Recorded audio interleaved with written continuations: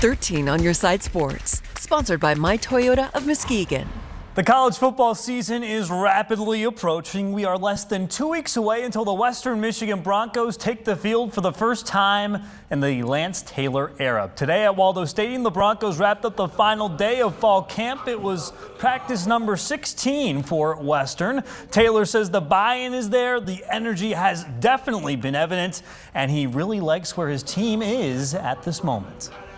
We're really proud of what we've accomplished and the steps that we've taken. We're right under 2 weeks until game one. We've still got a lot of work to do, a lot of preparation to do, and some things to clean up. But I'm really proud of where we are. I think the guys have improved offensively, defensively, and special teams wise. I think we've had great competition during this camp.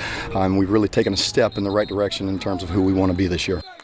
The year starts off with a showdown against St. Francis at home on August 31st. Who's some Lions news? The team waived wide receiver Denzel Mims today. He had been dealing with ankle and calf injuries. This comes about a month after he was acquired by Detroit in a trade with the New York Jets. Because the trade was conditional, the Lions will get the 6th-round pick they sent to the Jets back. The Lions have signed former Chargers wide receiver Jason Moore in response to this move. Speaking of football, the Giants and Panthers played in the preseason tonight, which means former Muskegon football star Khalil Pimpleton got some looks. The Central Michigan product had a similar stat line as he did last week against the Lions, recording 2 catches for 18 yards. He had 3 touches for 19 yards at Ford Field. The former Big Red did not see action until the 4th quarter. Pimpleton is hoping to make the 53-man roster for the first time of his career. Giants win 21-19. The Tigers played 2 baseball games today in Cleveland. It's the 6th doubleheader the team has been a part of this season. Game 1 starts out with a bang. Second pitch of the ball game, yabba dabba Badoo. Akil Badoo leaves the yard to center.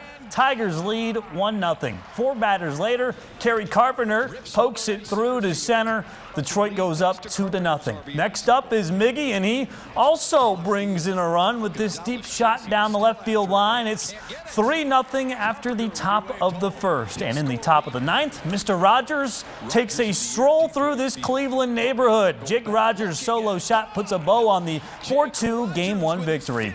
Let's get to Game 2. Tigers look to go 2 for 2 on the day. In the 4th, Andy Ibanez skies one to right, but Cleveland misplays it. And with 2 outs, Riley Green was running the whole time. He scores from first. It's 1-0. But in the 8th, Brian Rocchio shoots this up the middle past Javi Baez. That ties the game at 1. Very next batter is Will Brennan, and he does a little bit more damage with the shot that goes off of the wall. That breaks the tie. Guardians come out on Game 2, 4-1. Every single year, the Whitecaps transform into the Beer City Bunghammers. It's a real treat around the LMCU ballpark, and tonight was that night in Comstock Park. Beer City has also won 4 straight entering the ball game, but they trail 5-2 in the 7th. That's until Austin Murr hits the ball on the sweet spot of the bat, and it sails on out of here. It's now a 5-3 deficit for Beer City. In the 8th, the Bunghammers add another as Elizer Alfonso grounds out to first with a runner on third, so it's now a 1-run ball game. But in the 9th, Christian Franklin removes all hope with the solo shot. Beer City falls 6-5. The Whitecaps are now 2-3 as the Bunghammers. That's it for sports. Michael has another look at your forecast next.